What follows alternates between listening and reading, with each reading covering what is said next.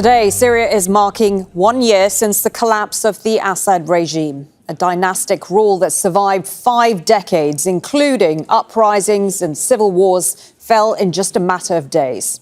A lightning assault by fighters late last year resulted in the takeover of the capital, Damascus. It surprised everyone, including the fighters themselves.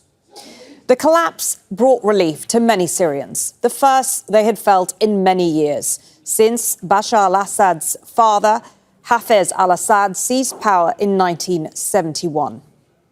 In 2011, anti-government protests swept across the country during the Arab Spring. Syrian forces launched a brutal crackdown and the uprising escalated into a full-scale civil war. For more than a decade, the Assad regime committed atrocities, erasing entire neighbourhoods with barrel bombs and deploying chemical weapons against civilians. Hundreds of thousands of people were killed. Around 100,000 others went missing.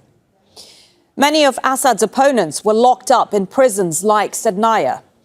When inmates were freed, many emerged dazed, unaware Syria had entered uncharted territory. At the forefront is this man, Ahmed al-Sharaa, a former al-Qaeda-linked commander, now Syria's president. Once on the US most wanted list with a $10 million bounty, he's now visiting leaders around the world, including the White House. We have a team of correspondents covering the story for us. Rasul Sada will be in Damascus, Asad Beg in Aleppo, Zaina Khoda is in Beirut. She was the first international journalist to enter Damascus as the capital fell. This was her journey on this day last year. We just passed the Lebanese checkpoint at the main border crossing, the Maslam border crossing. We're heading now to the Syrian checkpoint. We understand that it's no longer in the hands of the regime and that the opposition is now in control. Wait a minute, let me go down. They're taking down the poster. And this is the Syrian government checkpoint. They're raising the flag. There are people returning to their homes.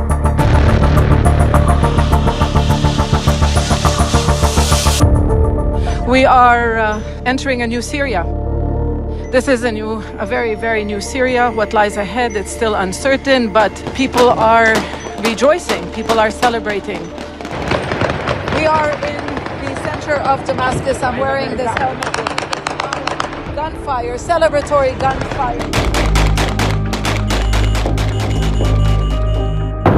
Let me tell you where we are. This is the Umayyad Square. This is the center of the Syrian capital. And this is the Syrian state TV and radio, which is now under the control of the opposition. وإسقاط الطاغية بشار الأسد. We're now inside the studios of Syria State Television. As you can see, the Syrian opposition flag, the new flag of Syria. A short while ago, this is from where the rebels made the announcement that Syria is now no longer under the control of Bashar al-Assad's regime. Well, Zaina Khoda is live for us in the Lebanese capital, Beirut. Zaina, the offensive, as I said there, took everyone by surprise. I'm sure it did to you. How did it all unfold?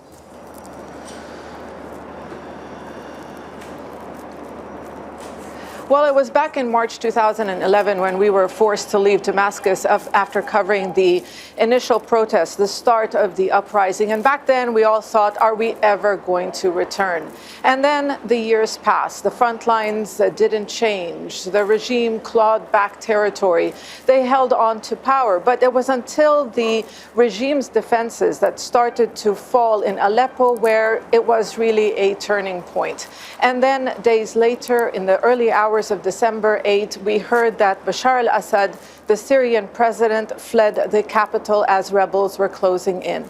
No doubt there was a lot of disbelief. We wanted to reach Damascus. I called a friend of ours who was an opposition activist to meet us at the border because we really did not know what we were going to expect. Are some remnants of the regime putting up resistance? So it was a 30 to 40 minute drive to the center of Umayyad Square where we saw saw, celebrations. People were celebrating rebels who reached the capital. A lot of them were from the south of the country. But while there was so much noise there was also silence in Damascus. People were in their homes. People were afraid. They were really uncertain of what was next. We couldn't even find a shop to buy a bottle of water. Everything was closed. So, all these people were told for years and years by the Assad regime that the other side, those who lived on the other side of the front line, were terrorists. So there was this sense of insecurity as well. We wanted to broadcast these images to the world, but we were facing a lot of issues with communications. The rebels helped us find an engineer who worked at Syrian state television, and we used the equipment of Syrian state television to broadcast these images to the world, really history unfolding. The same television station that was propagating the regime's narrative for many, many years. So we managed to show the world there was a new Syria, there was excitement, no doubt, but at the same time, there was a lot of apprehension. People also were afraid of what was to come. And Zaina, it's really worth highlighting to our audience that Syria's problems stem all the way back, don't they, to the Arab Spring, if not even before. How did it end up taking 13 years for the regime to fall?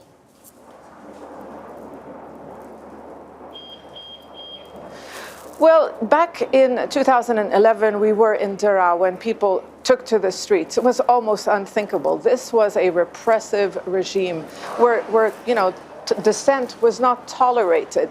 People couldn't even whisper the word Assad, regime, freedom, democracy.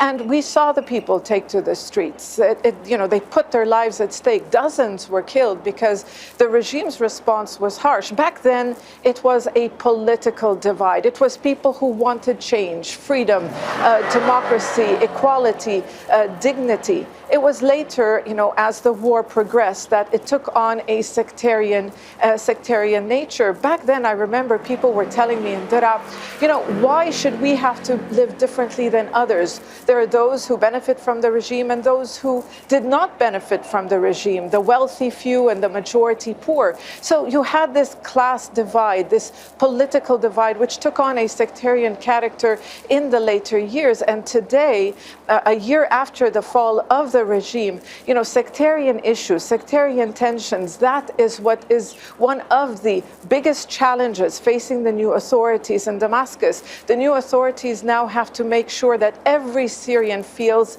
equal in their country. Okay, many thanks for that. Zaina Khoda there for us in Beirut. Let's go live now to Rasul Sada. He joins us from Umayyad Square in the Syrian capital, Damascus. And Rasul, you were there at that square last year when the whole country erupted into celebrations. How different are the celebrations this year?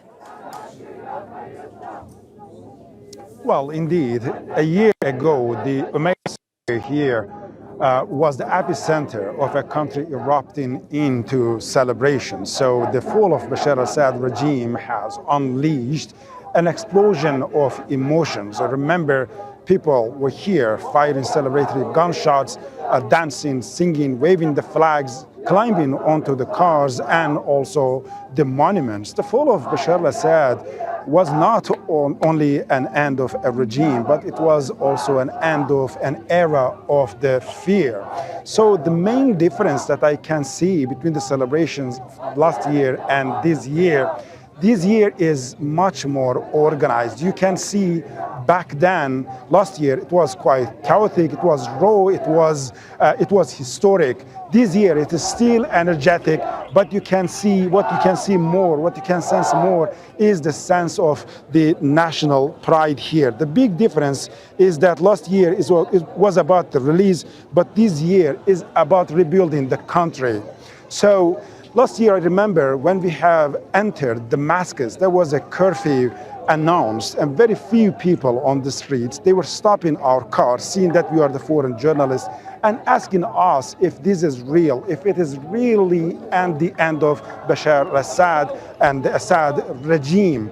It was quite surrealistic, and even for us as foreign journalists, up until we entered the presidential palace and seeing that this is a new era, it was quite hard to believe it. We are in Amoviyin Square. This is the central square in the capital, Damascus. On one hand, you will see that people are still celebrating 24 hours after the fall of Bashar al-Assad and Assad dynasty. They are celebrating and they are hoping for a new Syria. They hope that this is a revolution that's going to open up a new chapter for them. So you can see now almost everywhere the Syrian flag with 3 stars. So the main difference between the regime's flag and the opposition flag was that one single star. And it took 13 years of the bloodshed, suppression and killings of hundreds of thousands to add that one single star. OK, that was our correspondent Rasul Sada reporting there exactly a year ago from Umayyad Square in the Syrian capital, Damascus. Well, the Assad family ruled Syria for more than 50 years. And as we mentioned, it took less than 2 weeks for the regime to fall. On November the 27th of last year, Syrian rebels launched a major offensive in western Aleppo against Assad's forces. It was the first significant conflict between the two sides in years. 3 days later, the rebels seized Aleppo. It was the first time the fighters had set foot in the city since 2016, when they were forced out by government forces. The fighters extended their offensive into Hama, giving them control of a strategic central city they'd never held before. By December the 6th, opposition forces had captured most of the southern region of Daraa, the birthplace of the uprising in 2011. In their lightning advance, the fighters took over the city of Homs, cutting off government forces from their coastal strongholds. In the early hours of December the 8th, they entered Damascus, facing very little resistance from government forces. President Bashar al-Assad fled to Moscow. The leader of the main Syrian opposition armed group and now the president, Ahmed al-Sharaa, declared victory from inside Umayyad Mosque. Let's go live now to Aleppo, where our correspondent Asad Beg is standing by. So the battle for Aleppo, Asad, was critical to the fall of the Assad regime. Talk us through in more detail exactly what happened there. Well, what it was a number of factors, including a military collapse, political instability and local unrest inside regime-held areas. There's also the militias that were supporting the Bashar al-Assad regime, including the Iranian-backed ones, had been deployed to other parts and were unable to reinforce the defensive lines here in Aleppo. Now, that offensive on Aleppo was the most significant turning point since the start of the uprising. Now, rebels attacked on multiple fronts, and for the first time, in fact, the different rebel groups were under a joint military command, something that people had not seen in years. They also used drone reconnaissance, artillery strikes, and forces on the ground. And ultimately, what happened was that the regime forces were overwhelmed, unable to reinforce in terms of artillery and other supplies, because rebels had also hit the supply lines. Now, Aleppo has always been strategically and symbolically important. Whoever controls Aleppo controls one of Syria's economic hubs, the strongest economic hubs. Now, the rebels overwhelmed regime forces, entire units either surrendered or withdrew, and the fall of Aleppo directly contributed to the fall of the Bashar al-Assad regime. OK, many thanks for that. Asad Beg there for us in Aleppo. Well, our correspondent Osama bin Javed has travelled through much of Syria. He's now joining us in the studio. Good to see you. So, while everyone's attention was on Damascus, you were reporting from the border regions of Syria. What was going on there? Well, in the last 14 years, that was our access point, because the Bashar al-Assad regime had banned us. We couldn't go to Damascus. So we would go in to the rebel parts. In Aleppo, there was, in the last 14 years, the rebels taking Aleppo, taking Idlib. The advance of al-Nusra, then Daesh and ISIL and the fall of it. So we'd gone back and forth in that region, which was instrumental in causing what you see Syria today. And that is why it was quite important for us as everybody was rushing towards Damascus, we held back to tell the stories of the people who were actually involved in the revolution, millions of them who'd been displaced, their homes destroyed. We wanted to see them coming back to their homes, witnessing it for the first time, and also be on the front lines where none of it was making sense to a lot of people there, because you see, it was a complicated equation. There was the Syrian National Army, there was the Hayat Tahrir Sham. There were Kurdish groups which were holding ground, there were Turkish-backed rebels. And that is why it was an important area to be in, to tell the world that, yes, there is a fall of a regime, but there are underlying issues and people stories of this area that need to be told. I guess the question now, Osama, is we are a year on and Syria is still facing multiple threats from various angles. What are the biggest concerns in your mind and how hopeful are you for the future? Well, taking you back to those border areas, when we were there, we were in the town of Manbij. It was a key position, a town east of the Euphrates River, where the fighters had entrenched themselves, the US-backed Syrian Democratic Forces, mainly Kurdish fighters. And we went there and we saw those tunnels and how the fighters who'd taken it over were overwhelmed by some of those tunnels that we went into. We can actually see them, just to refer Absolutely. to them. And then there are these vast tunnel networks where actually vehicles could drive through, hospitals were there, supply routes, and there was a Manbij under Manbij that we saw. And then from there, we went to Damascus, and from Damascus, we went to Quneitra. So there's a multi-layered threat in terms of security that Syria faces. So one was these areas in the north, and then you go towards the western parts where Israel immediately started occupying more territory, more land, more areas that it could expel people from or intimidate them into. And that is where we saw Israeli tanks stationed on Syrian territory, deep into Syrian territory. No other international media network went there to tell the world that this is what is happening on the borders of Syria. As everybody is celebrating, this is what is happening. People there told us that it is, for us, nothing has changed. The tyranny of Bashar al-Assad has been replaced by an occupying force in terms of Israel. And as we were reporting from there, the tanks were turned towards us, their turrets moved, they tried to face us, as again, you've seen in various other conflicts, to intimidate journalists from reporting that, but we did. And that is the point that brings us to the future, that Syria, when you look at Syrians, are brimming with hope and promise, and they see this as an opportunity, but there are a multitude of external factors, international forces who've been involved in Syria for so long that it will take time for them to detangle and Syria to rebuild itself from the ashes. Osama, thank you so much. Osama bin Javed there for us.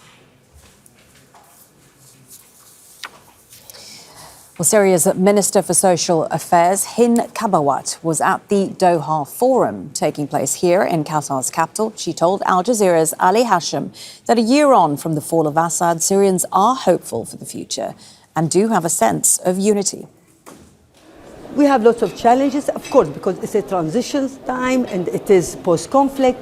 But all those challenges, we're turning to opportunity, because don't forget, we're representing lots of youth.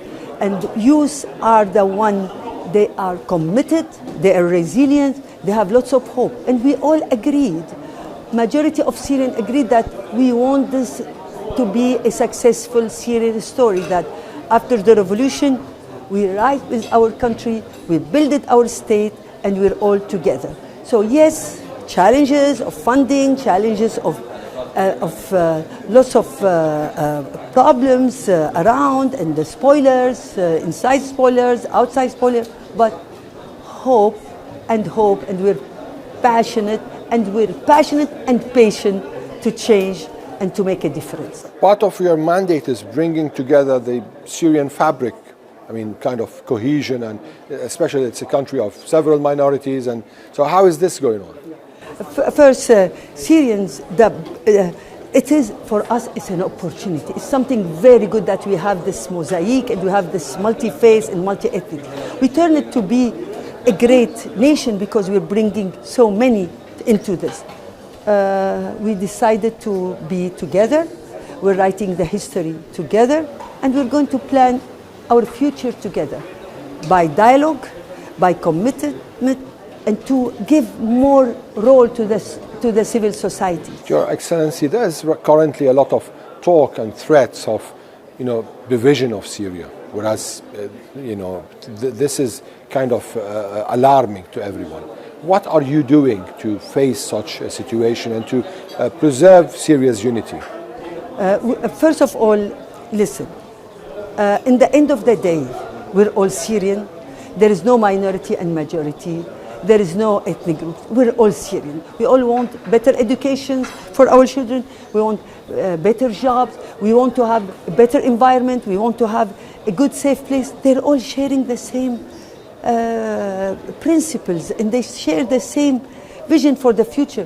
Why not working together? So in the end of the day, there is so much to unite us than to divide us. And we have to work on this. And this is our vision, to build a united Syria, writing a new social contract, and stay hope and stay committed to where we want to have better future for our children and grandchildren for myself. Don't miss out. Get the full picture. Subscribe to Al Jazeera for reliable news and expert insights. Like, share, stay ahead.